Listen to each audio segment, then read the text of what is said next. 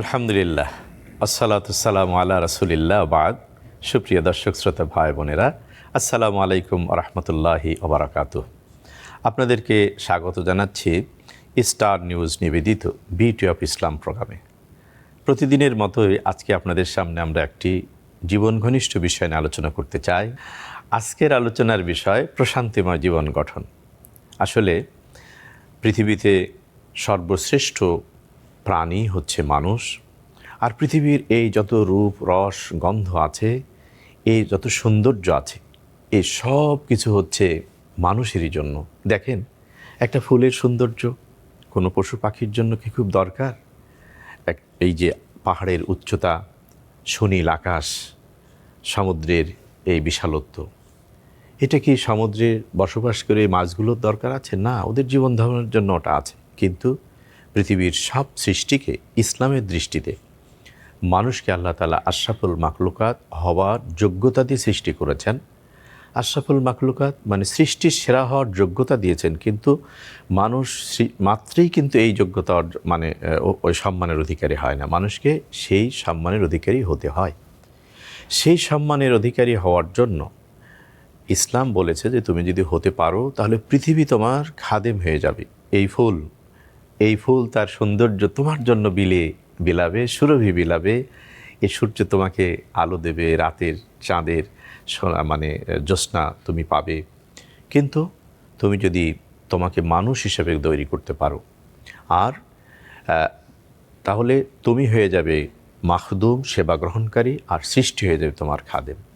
সেজন্য সৃষ্টিমূলে আল্লাহ তাআলা প্রশান্তিময় জীবনের যে মানে পরিকল্পনা বা গাইডলাইন দিয়ে দিয়েছে সৃষ্টিমূলে, সেটা হলো ওমা খালাকতুল জিন্না ওয়াল ইনস ইল্লা লিয়াবুদুন।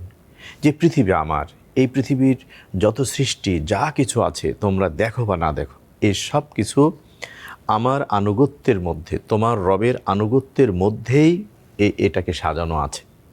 সুতরাং মানুষকে প্রশান্ত জীবন গঠনের জন্য তার ব্যক্তি জীবনকে গঠন যেমন করতে হবে, তেমনি প্রকৃতি পরিবেশকেও সেভাবে ব্যবহার করতে হবে। আর এই ব্যবহার তখনই মানুষ করতে পারে যখন মানুষ তাকে ইসলামের অনুসারী করতে পারে। ইসলাম মানুষকে তার আদর্শের মধ্যে, জীবনবোধের মধ্যে, জীবন দর্শনের মধ্যে আদেশ করছে উদখুলু ফিস সিলমে কাফা, যে তোমরা ইসলামে প্রবেশ করো, ইসলামের জীবনধারার মধ্যে আসো, পুরোপুরি আসো, পার্টলি আসলে হবে না। সুতরাং প্রশান্ত জীবন গঠনের জন্য একজন মানুষের জন্য প্রথম দরকার হচ্ছে এই আকাশ ও জমিনের মহান স্রষ্টার প্রতি ঈমান আনা, অর্থাৎ মুসলিম হওয়া। মুসলিম হওয়ার পরে ইসলামের যে আদেশ নিষেধ আছে, সেই আদেশ নিষেধের অনুসারী হতে চেষ্টা করা সামর্থ্যের মধ্যে। কোরআন কারীম আমাদেরকে বলছে, তোমরা যদি প্রশান্ত জীবন লাভ করতে চাও, সুখময় জীবন লাভ করতে চাও, শুধু এখানে না, এর পরের অনন্ত জীবনের জন্য, তাহলে ওমা আতাকুমুর রাসূল ফাকুযুহু ওমা নাহাকুম আনহু ফান্তাহু। তোমাদের রাসূল যা করতে বললেন সেটা করো, মেনে নাও, যা নিষেধ করলেন সেটা ছেড়ে দাও। অর্থাৎ সুন্দর, সুরভিত, কাঙ্ক্ষিত জীবনের জন্য দরকার হচ্ছে কিছু পালন আর কিছু বর্জন। আমি আমার জীবনে কি পালন করব, কি করব না করব, এটি দেখতে হবে মুহাম্মদ রাসূলুল্লাহ সাল্লাল্লাহু আলাইহি সাল্লামকে কাছ থেকে। আর কি করব না, এটাও দেখতে হবে তার কাছ থেকে, কারণ তিনিই হচ্ছেন আমাদের একমাত্র রোল মডেল। সুন্দর জীবন, সুরভিত জীবন, প্রশান্ত জীবনের জন্য একমাত্র রোল মডেল হচ্ছেন মুহাম্মদ রাসূলুল্লাহ সাল্লাল্লাহু আলাইহি সাল্লাম। কোরআন কারীম বলছে ওয়া ইন্নাকা লাআলা খুলুকিন আযীম। নবী, সৃষ্টিকুলে সর্বোত্তম চরিত্র মাধুরী নিয়ে আপনি এসেছেন, আপনি সেখানে সমুন্নত। আর আমাদেরকে আদেশ করছেন লাকাদ কানা লাকুম ফি রাসূলিল্লাহি উসওয়াতুন হাসানা। তোমরা যদি জীবনে শান্তি পেতে চাও, জীবনকে প্রাণময় করতে চাও, সুন্দর করতে চাও, তাহলে নিশ্চিতভাবে যেন লাকাদ কানা লাকুম, তোমাদের জন্য রয়েছে, সুনিশ্চিতভাবে রয়েছে কোথায়? তোমার রাসূলের জীবনের মধ্যে উত্তম আদর্শ রয়েছে। অর্থাৎ রাসূল যেভাবে সংসার করতে বললেন, যেভাবে হাসতে বললেন, যেভাবে চলতে বললেন, যেভাবে প্রতিবেশীর সাথে আচরণ করতে বললেন, যেভাবে জীবন চালাতে বললেন, যেভাবে দায়িত্বশীল হতে বললেন নিজের উপরে, সবার উপরে, ঠিক সেই নীতি আদর্শ নিয়ে যদি আমি আপনি চলতে পারি, তাহলে আমার আপনার ব্যক্তি জীবন, সমাজ জীবন প্রশান্ত হবে। সুখময় হবে, শান্তিময় হবে। কবির ভাষায় আমরা অনেক সময় বলে থাকি, ঘরে ঘরে রবে স্বাস্থ্য অন্ন, আনন্দে হবে জীবন ধন্য, গ্রামে কি গঞ্জে দৈনের ছায়া, রবে না কোথাও ভাই, স্বপ্নের দেশে সেই অনাগত সুদিনের গান গায়। হ্যাঁ, সুদিনের স্বপ্ন দেখাটা দোষের নয়, কিন্তু জীবন সমাজকে দরদি করতে, সর্বমানবিক করতে ইসলামের নির্দেশনার বাইরে এ পর্যন্ত পৃথিবীকে আর কেউ কোনো জীবনাদর্শ, জীবন দিশা দিতে পারেনি, জীবনের পথরেখা দিতে পারেনি। সেই জন্য জন্ম থেকে মৃত্যু পর্যন্ত দেখুন, মুসলিম হিসাবে একটা সন্তান জন্মগ্রহণের পরে তার কানে ওই যে আজান একামত দেওয়ার দায়িত্ব বাবা মাকে, অভিভাবককে দিয়ে দেওয়া হলো, সেখান থেকে শুরু হলো ইসলামের নির্দেশনা। তারপর দুনিয়ার জীবন শেষে আমাকে আপনাকে যখন সাদা কফিনে মরিয়ে কবরে রাখা হবে বিসমিল্লাহ ওয়া আলা মিল্লাতে রাসূলিল্লাহ বলে, অর্থাৎ দুনিয়ার জীবনের এই অনিশ্চিত একটা অতি স্বল্পকালীন সময়কাল শেষ হলো, সেখানেও নির্দেশনা যে ইসলাম দিল, সেই ইসলাম আপনার জন্ম থেকে মৃত্যু পর্যন্ত চলার যে গাইডলাইন দিল, এই গাইডলাইনের মধ্যে, এই সারফেসের মধ্যে চলতে পারার মধ্যেই কিন্তু একটি সফল, সার্থক, সুখময় জীবনের নির্দেশনা আছে। আল্লাহ তাআলা আমাদের কাছে কত সুন্দরভাবে তার কাছে সফল জীবন যেতে বলেছেন এভাবে, রব্বানা, ওহে আমাদের রব, আতিনা, আপনিই আমাদেরকে দেন। কারণ আমার জীবনকে আমি ভালো করতে পারবো না, প্রশান্ত করতে পারবো না, কনস্ট্রাকটিভ ওয়েতে চালাতে পারবো না।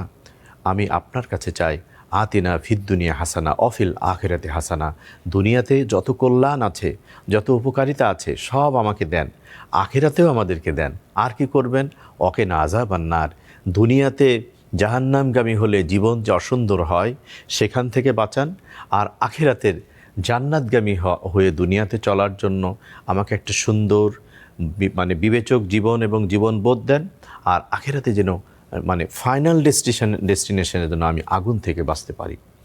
আর জীবন গঠনের জন্য আসলে মানুষকে আল্লাহ তাআলা খুব দুর্বল করে সৃষ্টি করেছেন। তো এই জায়গায় নবী সাল্লাল্লাহু আলাইহি ওয়াসাল্লাম একটা চমৎকার দোয়া শিখিয়েছেন আমাদেরকে, আমরা সালাতের পরে অনেকে পড়ি, সেটা হলো ইয়া হাইয়্যু ইয়া কাইয়্যুম, হে চিরস্থায়ী, হে চিরঞ্জীব।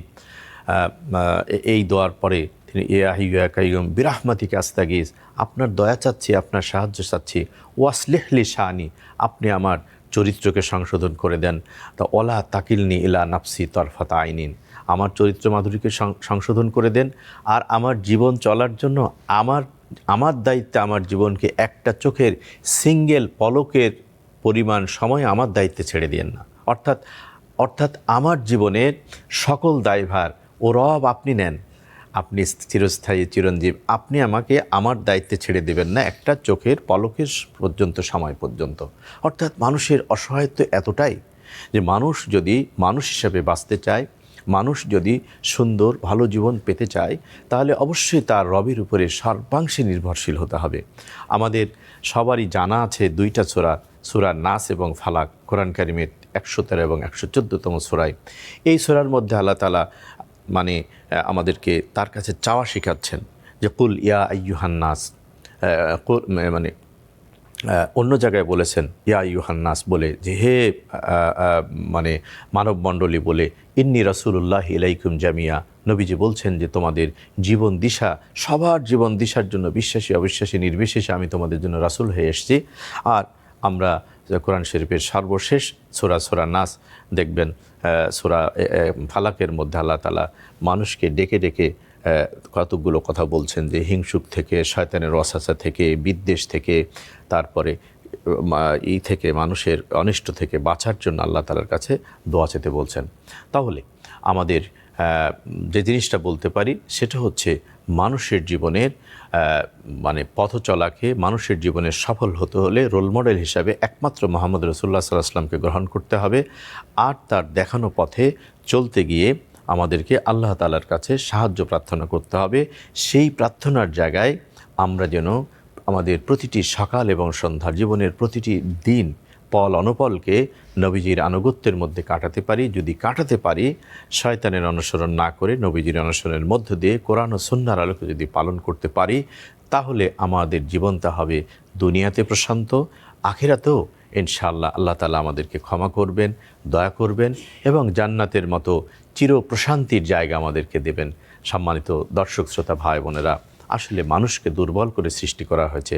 আল্লাহর সাহায্য ছাড়া মানুষের পক্ষে দুনিয়াতে শয়তানের ওয়াসওয়াসা থেকে বেঁচে থাকার কোনো সুযোগ নাই।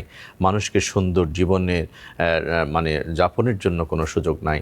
আর মানুষ চলার জন্য সবসময় একটা ডিজাইন চায়। একটা বিল্ডিংয়ের জন্য যদি ডিজাইন করে বিল্ডিং করা হয়, আগে ম্যাপ করে নেওয়া হয় বাড়ির, তাহলে সেই বাড়িটা সুন্দর হয়, ভেন্টিলেশন, তার ভিতরের বাইরের সব কিছুই সুন্দর হয়। তেমনি মানুষের জীবনেরও একটা নির্দেশনা আছে, পথরেখা দরকার হয়। সেই পথরেখাটা নেওয়ার জন্য আল্লাহ তাআলা মুহাম্মদ রাসূলুল্লাহ সাল্লাল্লাহু আলাইহি ওয়াসাল্লামকে শুধু মুসলিম নয়, গোটা মানবতার জন্য রোল মডেল করেছেন।